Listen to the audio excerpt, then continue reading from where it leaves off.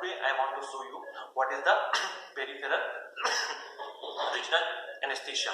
Okay, in regional anesthesia, if you divide regional anesthesia in broad heading, two type of the regional anesthesia: central neuraxial and peripheral. Central neuraxial means spinal anesthesia, epidural anesthesia, where we will give the drug in the central axis.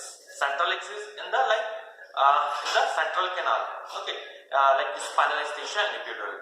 Peripheral anesthesia, when we will block the brachial plexus, the sciatic nerve, sciaticofemoral nerve, popliteal nerve. These are the example of what peripheral regional anesthesia.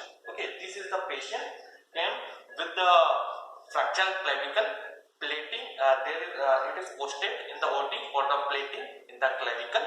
Okay, so we will give this patient what brachial plexus block. Okay, so this is a patient. This is a thyroid cricoid at the level of the cricoid in the interscalary space. In the interscalary space from where the brachial plexus goes, we will block the brachial plexus. We will not give the drug in the central axis like this anesthesia and epidural anesthesia. So it is not a central neuraxial block. It is an example of peripheral regional anesthesia. Okay, so this is the peripheral regional anesthesia, which is generally given for the fracture clavicle, humerus, fracture humerus, okay, upper arm surgeries, and it also given for the lower limb surgeries like the sciaticofemoral nerve block, popliteal nerve block, okay, ankle block. These are the example of peripheral regional anesthesia.